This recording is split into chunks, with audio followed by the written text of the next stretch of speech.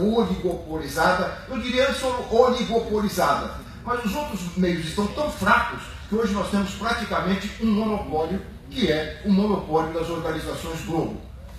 A Constituição impede essa concentração de meios dentro de sob apenas uma organização, sob apenas uma empresa. Então nós precisamos colocar, porque se nós não tivermos isso resolvido, não adianta nós termos belos discursos, fazermos belos discursos, se esses discursos não chegam à sociedade.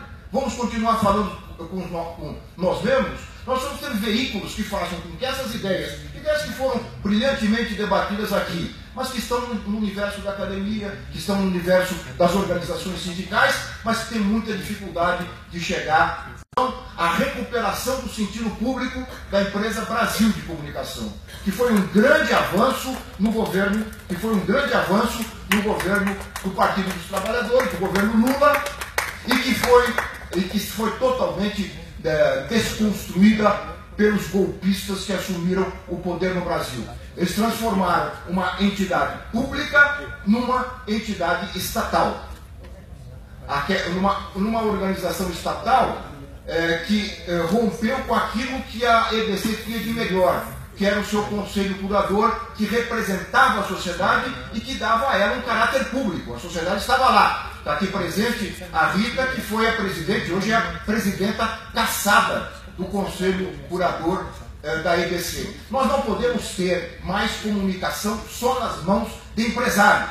Nós precisamos ter meios de comunicação com os empresários, nós temos que ter meios de comunicação com os sindicatos, nós temos que ter meios de comunicação com as organizações sociais, com a sociedade. É assim que funciona, e eu não estou falando isso aqui para me reportar a nenhum país bolivariano. Eu estou falando aqui para me reportar aos Estados Unidos, a Inglaterra, a Alemanha, a Portugal, que tem organizações semelhantes. A Argentina, antes do governo Macri, deu um passo importantíssimo nesse sentido ao criar a lei de meios, que dividia o espectro radioelétrico por onde circulam as ondas de rádio e TV, em uma parte ficou com os comerciais, outra com os públicos e outra com os públicos sem fins lucrativos. Enfim, é isso que eu estou propondo, Alan, para que nós avancemos nessa luta que eu acho fundamental para o aprofundamento da democracia no Brasil. Obrigado. Obrigado, Lalo. Vocês viram que valeu a pena a persistência, né? Agora, então, nós vamos pedir, obviamente, se o Lalo quiser, mas está claro a questão, se ele quiser redigir uma formulação, se não, está bem claro a questão, a gente, então, integra nisso. Não é? Eu queria saber mais do que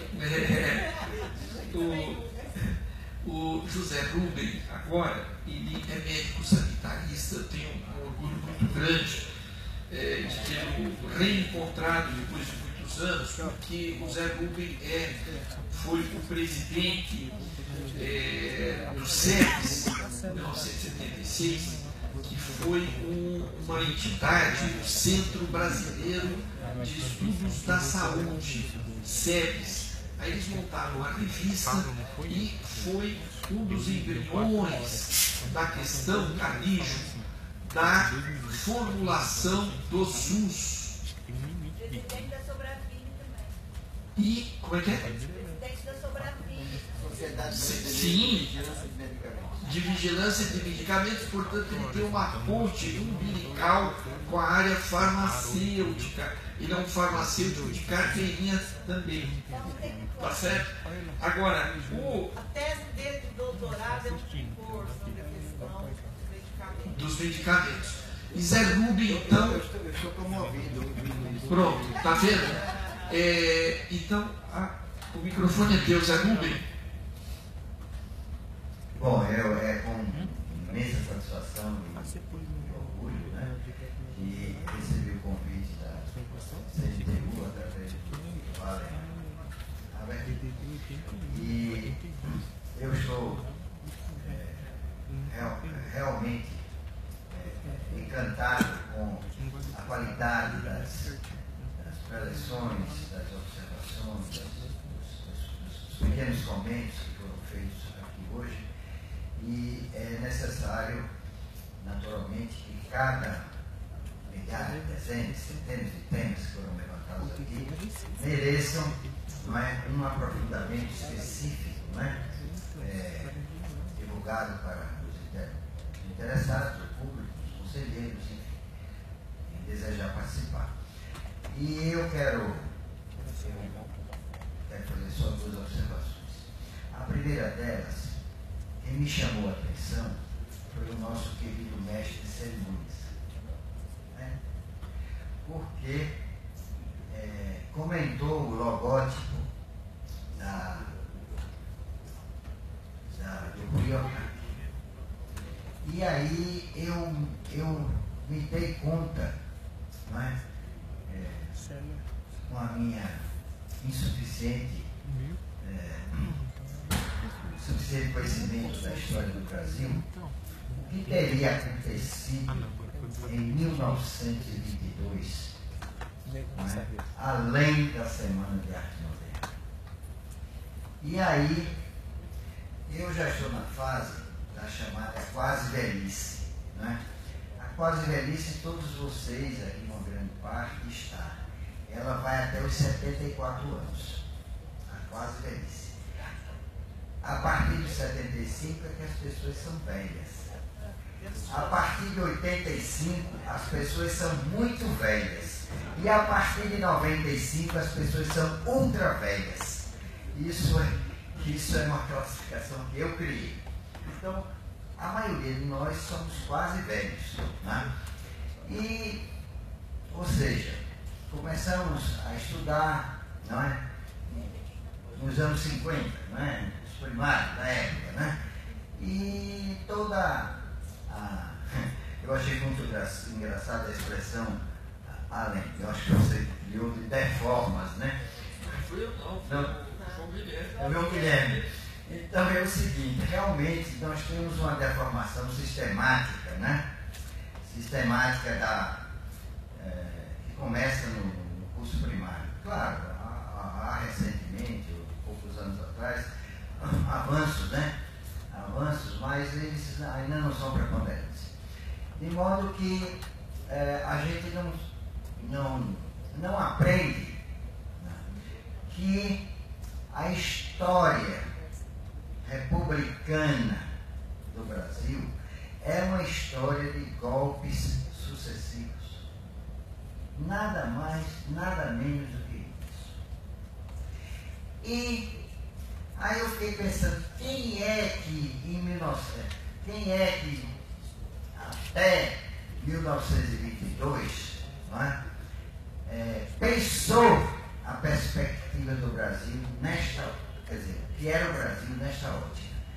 E é claro que o primeiro nome que veio, embora eu não seja ainda um leitor infatigável da obra dele, mas eu estou sempre lendo, chama-se Afonso Henriques de Lima Barreto, que morreu em 1922 e cuja obra até hoje é como se é uma explosão para se entender o Brasil 100 anos depois. Então eu sugiro que a gente dê um jeito, né, de nessa caminhada até 22, em que, não é? Uma cátedra de Lima Barreto. É muito importante. Essa é a primeira observação. E muito obrigado, não é, por ter me chamado a atenção sobre isso. E o segundo aspecto é o seguinte, aqui eu vi, tudo que se falou aqui, eu endosso, né? Mas eu percebi que ninguém mencionou, não é, entre os muitos problemas que nós temos, a dominação que a indústria farmacêutica exerce sobre a sociedade em todos os aspectos. Eu me proponho até a fazer uma preleção ou participar de um debate a esse respeito. Porque eu estou convencido, depois de 25 anos que estudo o mundo dos remédios, eu cheguei à conclusão, com base em muitos trabalhos que li e observações seríssimas em toda parte, em todos os continentes, que a indústria farmacêutica ela é intrinsecamente corrupta. Então, se fala muito em corrupção no Brasil, que realmente existe, e que deve ser, né, assinalada e punida, porém, uma instituição, uma organização, uma estrutura que supostamente está a serviço da sociedade, na realidade, ela tem uma contradição, né, insolúvel, porque ela é intrinsecamente corrupta. E há numerosos pesquisadores na Austrália, no Canadá, nos Estados Unidos, né, que levantam argumentos já há poucos anos, né, de modo que um dos problemas para a nossa subsistência e melhor qualidade de vida depende de uma reformulação completa da ação da indústria farmacêutica, que aliás deixou de ser um projeto até da indústria farmacêutica estatal, foi de águas abaixo há décadas atrás. Então, muito obrigado pela atenção. Muito bom. Obrigado. E Karina Pereira Rodrigues é uma bióloga, ela é do Conselho também da FEUESP, mas ela é, antes de mais nada, eu acho uma enorme animadora cultural do interior do estado de São Paulo. Ela veio hoje de manhã diretamente de Ribeirão Preto, acordou de madrugada, veio para cá, não é? Para tomar posse. E agora, Karina, o microfone é seu. Obrigada, Ari. Boa tarde a todos, boa tarde a quem está assistindo pela internet, boa tarde a todos que estão compondo a mesa. Ele acabou de falar que eu sou uma agitadora cultural e eu venho para agitar mesmo. As mesas anteriores às nossas, mesmo não querendo fazer isso, eles deixaram uma perspectiva extremamente negativa e escura para a gente do futuro brasileiro, do futuro da sociedade brasileira. E a perspectiva geral é o caos. Estamos vivendo uma era muito complicada dentro da sociedade brasileira, em todas as perspectivas econômicas, políticas, educacionais, de saúde. Toda a perspectiva humana nossa está dentro da escuridão, está dentro do caos. Eu sou uma anarquista declarada desde os meus 12 anos de idade, hoje com 39 anos. Quando vocês já estavam militando, eu nem era um espermatozoide ainda. Agradeço muito por estar no meio de vocês, me sinto lisonjeada. E o que eu enxergo? Como eu sou uma anarquista, eu acredito e sou adepta do livro Caos, de Hackenday. O caos existe para quê? Para desorganizar as coisas, permitindo o quê? Uma reorganização.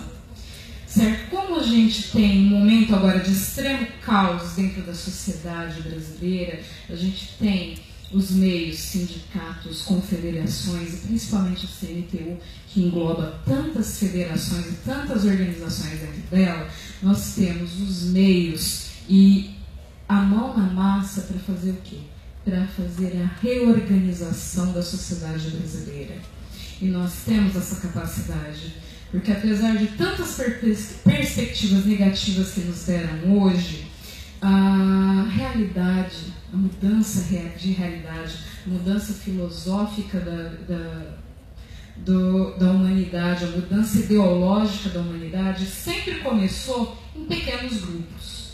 Pessoas que acreditam o quê? Pessoas que acreditam que pode mudar, que tem a força, a capacidade e a ideologia de mudar a realidade. E nós aqui dentro da CNTU, nós somos o quê? Nós somos um grande grupo de notáveis que acreditamos nisso. Nós temos certeza que podemos fazer isso. Então essa é exatamente a responsabilidade da CNTU, De 2018 agora até 2022, que é o rumo que a gente está tomando, o que nós queremos? Nós queremos melhorar a sociedade brasileira. Então vamos executar. Esse é o nosso pequeno, grande projeto. Cada um de nós aqui são pessoas incríveis. Nós somos capazes de influenciar não só 10 pessoas, nós somos capazes de influenciar 100, 300 pessoas com a gama de conhecimentos e a sociabilidade que nós possuímos entre si. Então, em poucos que nós estamos aqui, nós somos capazes de influenciar milhões de pessoas dentro do Brasil. E precisamos começar a focar em quê? Qual é o nosso grande problema dentro do Brasil? Nós temos a gente falou aqui no momento de desmontagem, né, da indústria brasileira, desmontagem do crescimento brasileiro. Por quê? Porque, de repente, de algum momento, eu chamo isso de burrice política. Nossos políticos resolveram ficar burros. Eles resolveram ficar, eles não são. Eles resolveram desmontar o sistema de crescimento brasileiro e paralisar ele. Então, o que nós precisamos fazer? Nós, com tanto conhecimento, tanta gama ideológica, filosófica e política, precisamos assumir a nossa posição dentro da política. Nós somos mulheres, entre 51% a 52% da população brasileira. E a nossa representatividade na política é de 1%. A gente precisa assumir esses postos e começar a fazer a máquina de dentro do governo para fora funcionar. Funcionar o quê? A favor da sociedade. E isso é aumentar a representatividade feminina, aumentar a representatividade acadêmica de estudantes, de professores acadêmicos e de pesquisadores dentro do sistema político, para a gente estar o quê? Reorganizando essas estruturas que a gente enxerga que estão falhas, mas não dá para ficar esperando os políticos terem vontade de organizá-las. É a gente que vai ter que tomar a frente e vai ter que, além de exigir pelas cartas que as coisas sejam feitas no Brasil, a gente tem que tomar a frente política dessas coisas também e tá enfiando a cara lá, tomando um pouquinho de porrada de todos os lados e tentando organizar a nossa existência e o futuro da nossa sociedade brasileira. Como o professor aqui, José Rubem, falou, a gente tem uma farmacêutica corrupta. Hoje os nossos jovens, eu sou professora do governo do estado de São Paulo para adolescentes, ensino médio, em torno de uns 60% dos nossos jovens hoje são reféns de tarja preta. Eles não têm nem 16 anos de idade e tomam remédio para depressão, para psicose, entre muitos outros problemas. Fora a tentativa, a grande quantidade de suicídios que explodiu dentro do Brasil, principalmente no estado de São Paulo, nesses últimos 4 meses. Foi assim, assustador. Então a gente precisa tomar cuidado e cuidar melhor da nossa juventude, porque ela está ficando abandonada. Os nossos pais dessa turma que está aí, não tá, eu acho que eles mesmos não estão dando conta, eles também são reféns da quantidade de remédios absurdos que tomam por dia e estão se esquecendo que nossos adolescentes estão se afundando nisso também. Que futuro eles vão ter? Com 16 anos tomando tarja preta. Então a gente precisa cuidar da nossa juventude. A última coisa, para assassinar a minha fala, é a cultura marginal. Eu sou uma agitadora cultural. O agitador cultural é o cara que não ganha absolutamente nada para fazer propaganda de meios culturais. A gente faz isso por puro prazer de que a cultura se expanda. Com o advento do nosso governo golpista, representado pelo nosso adorável Michel Temer, que o pessoal estava falando aqui de se armar e tirar, olha, eu também concordo com essa ideia de se armar e tirar o cara de lá, mas ele representa um grupo, ele não é a cabeça do grupo. Eles são que nem, sei lá, que nem a Hydra de um filme de super-heróis, você corta na cabeça, nasce 100. Ele é só a representação de um grupo. E eles decidiram, o Brasil já tem pouca respeito pela nossa cultura, cultura de museus, culturas artísticas em geral, cultura de teatro. Eles resolveram marginalizar mais ainda o sistema cultural brasileiro. Eles resolveram desmontar o MINC, que é o Ministério de Cultura, e eles resolveram marginalizar de vez os nossos representantes culturais, os nossos artistas. Por quê? Porque é uma forma de você salvar a juventude de se enterrar em medicamentos, é cultura, uma forma de você abaixar os níveis de marginalidade e de criminalidade, injetar cultura nos meios pobres, uma forma de você recuperar crianças que se perderam dentro da marginalização e dentro da criminalização, é injetar cultura. Então, o nosso povo, neste exato momento, além de lideranças que sejam brilhantes para estarem aí apresentando para a gente o otimismo e a esperança de a gente melhorar a luz no final do túnel dessa escuridão, e que está faltando para a gente são as lideranças para estarem guiando toda a comunidade, principalmente dentro da cultura e dentro da política. Então, o que eu peço a vocês é: olhem pela educação e olhem pela cultura do nosso país, que eles estão junto com o desmonte da Previdência, junto com o desmonte da saúde, junto com o desmonte do SUS, eles estão desmontando, eles já desmontaram o sistema cultural inteiro, deixando uma comunidade dentro da nossa sociedade extremamente órfã, e eles estão provocando o desmonte da educação. Essa reforma do BNCC, que está vindo em todas as esferas da base educacional, infantil, a base e o ensino médio, eles estão retirando todas as outras matérias de importância e fazendo de regra apenas para serem cobradas português e matemática. Quer dizer, os nossos alunos vão chegar aos meios acadêmicos com menos conhecimento ainda do que eles já estão chegando agora, e a gente reclama da educação atual. E essa é a minha... Obrigado, Karina. Muito bom. O economista João Luiz Vital é um consultor financeiro e hoje se agrega à CNTU com muita força, com uma equipe grande de economistas que também vem junto com ele. Bom, boa noite a todos. Eu agradeço ao Vale pelo convite, para o seu conselheiro, ao Pedro Afonso Gomes, presidente do Sindicato de Economistas, que me indicou o nome.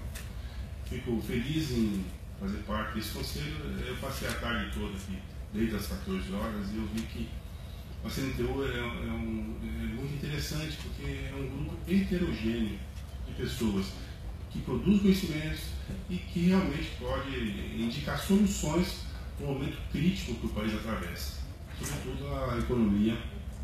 Meus colegas que aqui passaram, né, indicando soluções, mas em conjunto. Eu lembro da frase do vereador Nathalie, que eu acho bastante interessante, né? Vamos ao que nos une. A CNTU é bem isso, vamos ao que nos une. Então, tem várias categorias, várias entidades que congregam a CNTU, e eu fico muito feliz de estar fazendo parte.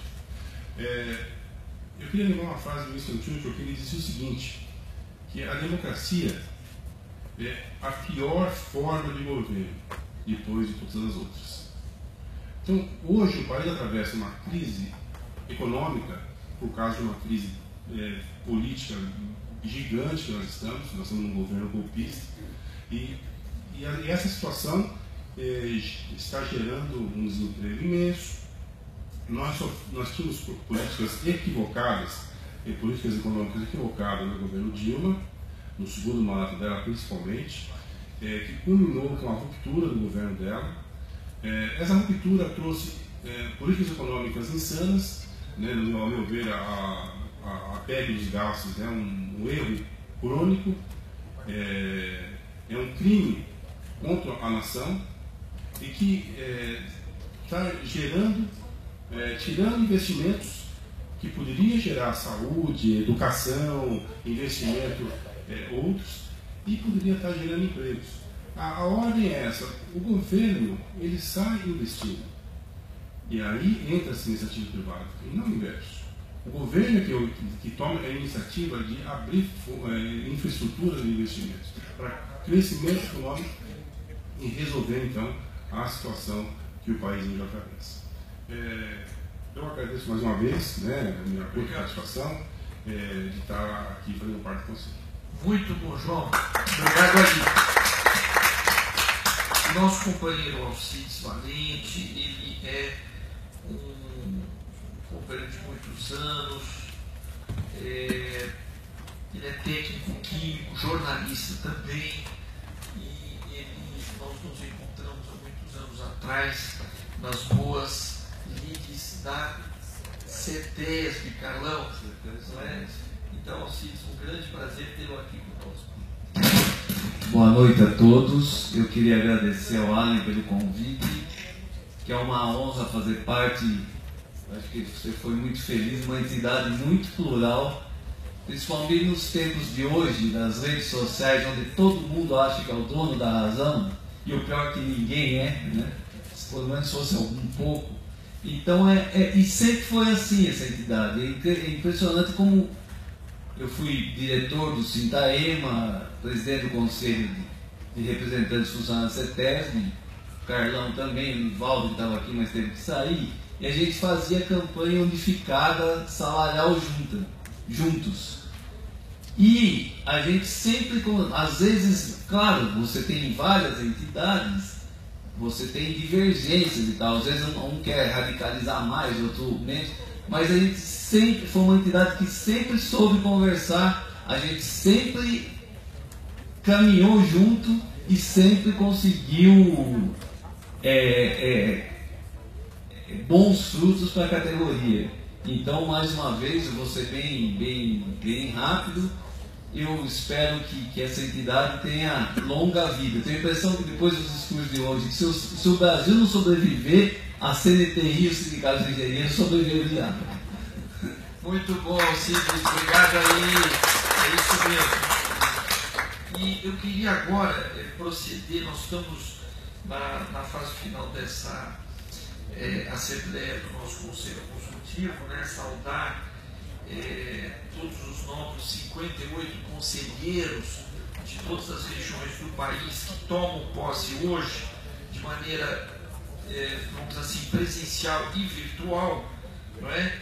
E dizer que hoje nós temos, nós ultrapassamos as 1000 cabeças, não é?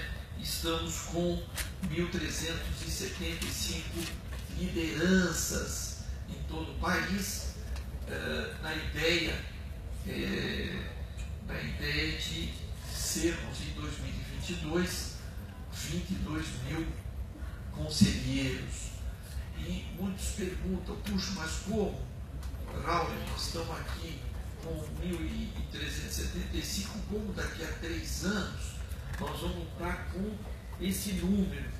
E eu respondo para vocês exatamente pela questão que a Karina comentou, não é? Ou seja, essa onda exponencial que cada um de vocês, que é um leão, que é uma liderança muito forte e pode muito, vai poder então desenvolver e trazer novas lideranças de todas as áreas, João, para junto desse conselho que já é o maior conselho sindical do Brasil lá, não é? Que bom que você falou dessa tua origem também sindicalista, não é? E que nós temos essa ideia, obviamente levando a bandeira não só da esperança, mas da ação organizada para que a gente possa empurrar os 3 poderes a avançarem. Isso é uma tarefa permanente das nossas entidades, empurrar para que a coisa aconteça, não é? Isso é fundamental. Estou dizendo não só os 3 poderes, mas também o Ministério Público, né? O Ministério Público também tem que ser empurrado.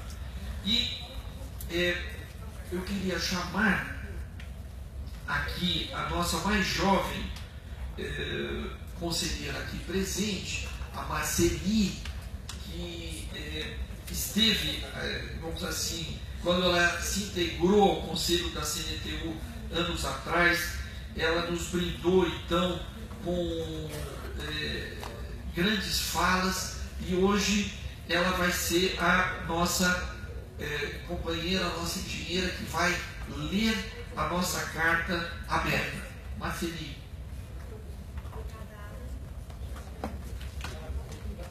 Obrigada, Alan. 12ª Jornada Brasil 2022 e 13ª Plenária do Conselho Consultivo da CNTU. Minuta, carta aberta. A CNTU e as eleições de 2018. Democracia, desenvolvimento e trabalho. As relações entre democracia, desenvolvimento e trabalho estão bastante evidentes no momento atual brasileiro. Ferida a democracia, enfraquecido o desenvolvimento e desvalorizado o trabalho, a fragmentação nacional vicejou. Os três poderes que compõem a República Federativa do Brasil vêm realizando atos que provocam transformações abruptas no país, não tendo sido debatidas e eleitas como o caminho escolhido pelos brasileiros. Impostas de cima para baixo, as denominadas reformas são, em verdade, deformas, que trazem extrema insegurança jurídica e minam a paz social, agravando o quadro trágico de 13 milhões de desempregados e 66 milhões de desalentados, contrariando todas as expectativas de aprofundamento da democracia, do desenvolvimento sustentado e sustentável e da valorização do trabalho dos brasileiros, vive-se um cenário de grave retrocesso. Estamos, portanto, chegando às eleições de 2018 num quadro devastador. Precisamos ousar e ter uma agenda eleitoral e pós-eleitoral para os próximos anos em que a meta seja a reconstrução do país. Esse é o objetivo do projeto Brasil 2022, o país que queremos, que propõe a comemoração do bicentenário da independência e dos 100 anos da Semana de Arte Moderna como oportunidade para ensejar o repensar e o praticar da cidadania brasileira. Vamos nos manter atentos, mobilizados e criativos para que tenhamos a chance de influir e realizar a segunda independência do país e a modernização democrática das relações sociais e políticas. Ainda em 2018, devemos e podemos avançar por meio do franco debate público e do comprometimento da sociedade e dos candidatos com uma agenda de reconstrução da democracia real, do desenvolvimento sustentável e sustentado e da valorização do trabalho e dos trabalhadores. Como contribuição inicial a tal empenho, apresentamos 10 propostas para orientar a nossa ação no contexto das eleições que se avizinham. Participar do debate eleitoral de 2018 com a melhor qualificação dos nossos argumentos em defesa do trabalho e dos trabalhadores, exigindo dos candidatos compromissos com a revisão ou anulação da reforma trabalhista implantada pelo atual governo, que feriu de morte as condições de razoável harmonia do mercado de trabalho e das relações trabalhistas. Que uma nova reforma trabalhista possa ser formatada com a participação dos trabalhadores, fruto de um pacto democrático e progressista entre capital e trabalho. Exigir dos candidatos o compromisso com a anulação de todos os atos governamentais dos últimos 2 anos que comprometeram o investimento público na infraestrutura social e urbana. Exigir dos candidatos a anulação de todos os atos governamentais dos 2 últimos anos que dilapidaram a soberania do país com a entrega sem transparência de seus recursos naturais, energéticos e empresariais. Exigir dos candidatos o compromisso de não darem continuidade aos planos de privatização de empresas e setores públicos. Exigir dos candidatos responsabilidade com a gestão orçamentária, de modo a garantir o investimento em programas de desenvolvimento nacional, tendo como prioridade o combate ao desemprego, à pobreza, à miséria e ao caos urbano, tomando medidas em favor da recomposição do valor do salário mínimo e dos serviços públicos, notadamente educação, saúde, segurança, transportes e mobilidade.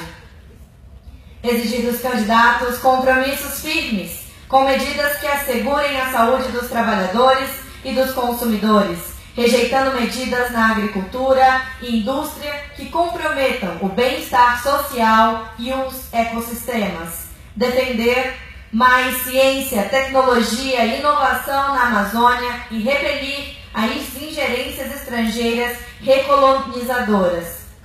Exigir dos candidatos compromissos de defesa dos sistemas de educação, cultura e pesquisa em todas as áreas do conhecimento, fortalecendo as universidades públicas, centro de pesquisa e programas de desenvolvimento científico e inovacional que vão ao encontro das necessidades do país e de seu desenvolvimento sustentável.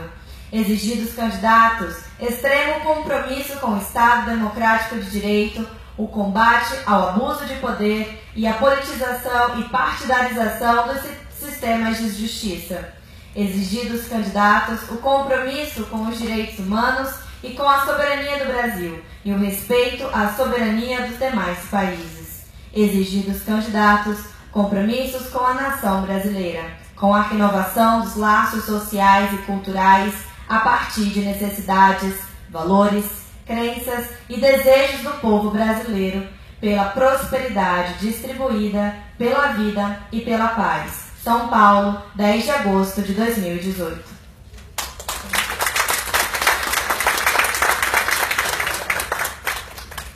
Obrigado, Marceli. Eu queria perguntar a vocês se tem algum adendo por escrito, se for possível, tá certo? E vai fazer o uso da palavra e eu queria só acrescentar para a gente colocar no final o Dia Nacional do Basta, não é isso? Foi hoje, 10 de agosto de 2018, Dia Nacional do Basta. Nós temos também duas observações já feitas, a do Lago, sobre a questão da democratização dos meios de comunicação, não é? E a outra, a outra que você pode fazer já? Posso. É o seguinte, a Petrobras, ela está sendo dilapidada por este governo ilegítimo com base em argumentos falsos e mentirosos. A questão do déficit dos prejuízos da Petrobras, por exemplo. Então eu te mandei, e com números, nós sabemos que isso não é verdade. O que eles fizeram foi o seguinte, eles pegaram resultados contábeis e transformaram em resultados absolutos. Ora, nós sabemos que a contabilidade, ela tem várias escolhas que são pessoais, interesseiras, políticas. Você pode depreciar. Qual é a alíquota? Qual é o correto para a depreciação? Ninguém sabe. Receitas esperadas no futuro. Como é que você atualiza? Como é que você calcula o valor presente? Também não há uma fórmula única. Então, eles utilizaram esses métodos contábeis para fraudar os resultados da Petrobras. Na verdade, a Petrobras, ela não teve prejuízo em momento algum, ela esteve sempre com os lucros em linha com os resultados das grandes petroleiras. E o que é fantástico, por isso eu te mandei ontem, é que isso está na palestra proferida ontem pelo Luciano Coutinho, ex-presidente do BNDES. Tem um gráfico, inclusive, que eu vou te passar. Então, isso é muito grave, porque, no meu entender, é crime de lesa pátria, destruir a Petrobras. Agora, um crime de lesa pátria, montado sobre argumentos falsos, construídos sobre mentiras, é mais grave ainda. Obrigado. Eu só queria repetir a metodologia. Nós temos 2 inscritos que vão ser, e depois a gente então fecha essa carta. O autor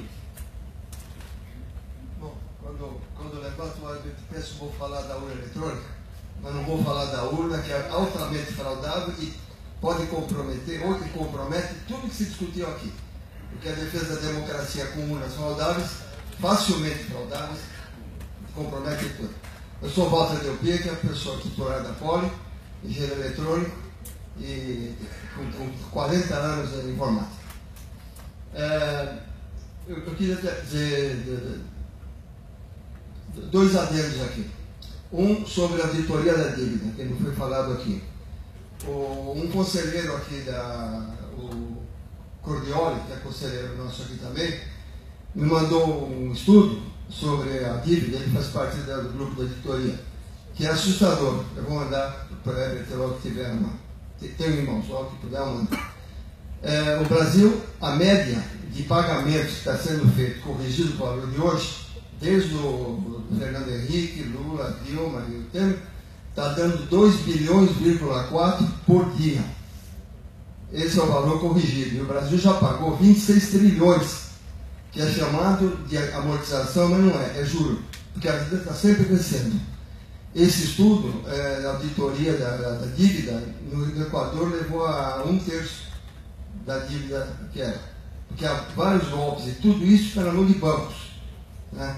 A dívida nossa, a dívida pública. Foi feita uma auditoria lá. A nossa dívida pública, eu perguntei, bom, eu que botei 50 mil lá no título, eu estou contribuindo com isso? Ele falou, não. A pessoa física é coisa de menos de 1%. Está tudo em mão de bancos e de centros como é que chama, das estatais de aposentadoria, fundos que são ligados a bancos. Então, é tudo isso aí. Bom, então eu queria que alguma coisa fizesse sobre comprometer-se com o estudo. Está claro? Está claro? Porque os candidatos se comprometem com a autoria da dívida. Segunda coisa, agora aqui bancar o advogado do diabo, como conselheiro eu vou defender isso aqui. E a primeira coisa que alguém vai me falar é se não falar nada de corrupção. Tem que falar algo. Então eu sugeri aqui na parte aqui no 8, exigir dos candidatos extremo compromisso com o Estado com o direito em combate ao abuso de poder e à politização pela justiça, sem esquecer o combate à corrupção, com o devido respeito à Constituição. Dito adicionar isso aí. Passa para nós, está muito bom. Obrigado, Walter. Isso. Então, bom. E a nossa companheira. Depois a Maruza e fechamos. Boa noite a todos. Eu sou Ieda, sou engenheira elétrica, mas também como filha de mineira e eu sou também da área da segurança alimentar. No item 6, eu gostaria, se pudesse ser ressaltado, não só falar sobre medidas, rejeitando medidas na agricultura e indústria que comprometam o bem-estar social, está muito fraquinho. A gente queria que pudesse colocar as palavras, porque a CNTU tem tudo a ver com isso, de usar tudo que puder de segurança alimentar e nutricional, em relação não só à agricultura, quanto a tudo mais, a alimentação, não incentivar ultraprocessados. Agora o governo de São Paulo emitiu, agora faz um mês, um documento que ele fala assim, existe um erro de comunicação com ultraprocessados. Quer dizer, a gente sabe que não é nada disso. Então, esse é o ponto. Eda, se você puder fazer uma frase, já nos envia. E eu queria só também dar um informe. Eu estou num grupo que está fazendo só um informe. A gente está fazendo um grupo junto aos candidatos do PSB, eles formaram um tal de Conjunto 40.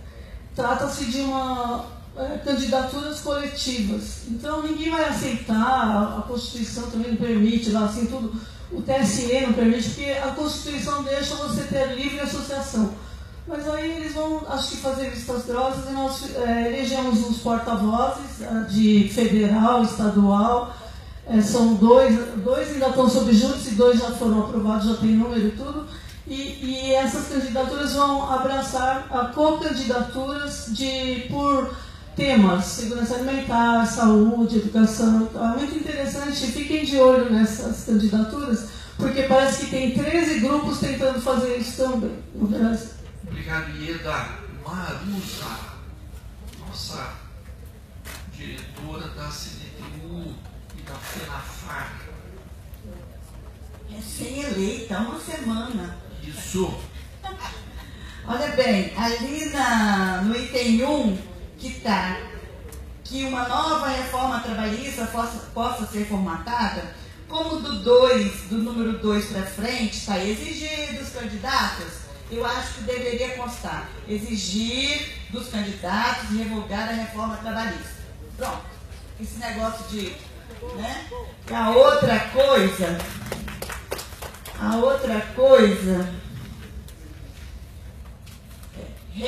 exigir a revogação da EC 95. Aqui, a dos 20 anos, etc, etc. Exigir. Porque não dá para ficar consertando. EC 95 é que retira por 20 anos os investimentos no setor público, principalmente na saúde, educação, Isso no item 3. Perfeito. Né? Eu não sei aonde, porque não deu tempo de ver. Okay. E a outra questão é onde está no item 6. Né? Nós estamos há mais de 20 anos sem nenhum medicamento novo, porque nós não investimos em ciência, tecnologia e inovação. E o governo fez o favor de retirar mais ainda os recursos que iam para ciência, tecnologia e inovação. Então aqui onde está, exigir dos candidatos compromissos firmes, ponto, nos ecossistemas, ponto. Defender mais ciência, tecnologia e inovação na Amazônia. Eu acho que não é só na Amazônia, né? É defender mais recursos para ciência, tecnologia e inovação, que nós estamos perdendo tudo. Não, isso está claro. Entendeu? Não é só na Amazônia. Não, é que, bom, ok. O Marusa, se você, eu entendi as suas questões, não é? Se você puder, com acuidade, formular isso por escrito, manda para a gente e a gente fecha. Não. Para a gente poder, então, fechar. Com essas colocações, eu queria, então, formalizar a nossa tradicional votação, não é? Da nossa carta. Então, quem é favorável, não é, a nossa carta aberta, por gentileza, levante o seu crachá. É com os adendos, né? Levante o celular. É verdade. É com os adendos. Com os adendos. Tá. Ok. Então, quem é contra, abstenções, portanto, está aprovado por unanimidade.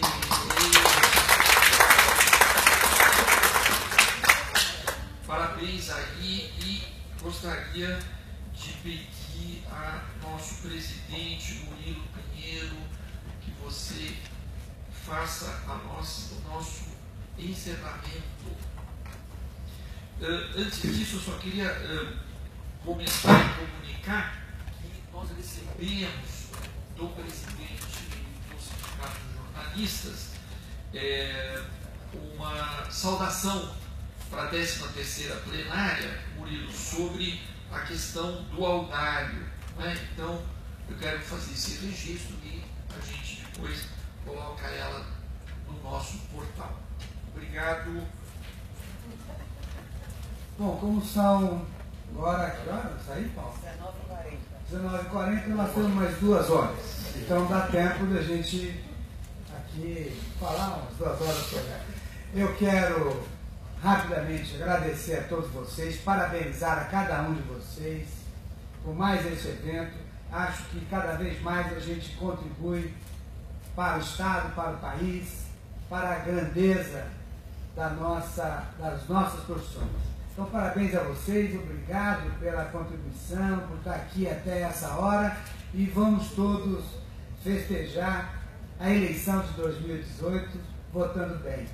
exercendo a nossa cidadania e tirando aqueles que... Comece eliminando aqueles que você não gosta. E depois escolha aquele que você gosta para dar certo. Parabéns, obrigado, parabéns, Ari, parabéns a toda a equipe. Obrigado, parabéns a todos. Obrigado a todos. Valeu. Eu queria pedir, se possível, todo mundo vir para cá para a gente fazer uma foto, que a Bia me reclamou que nós estamos precisando fazer uma foto aqui coletiva.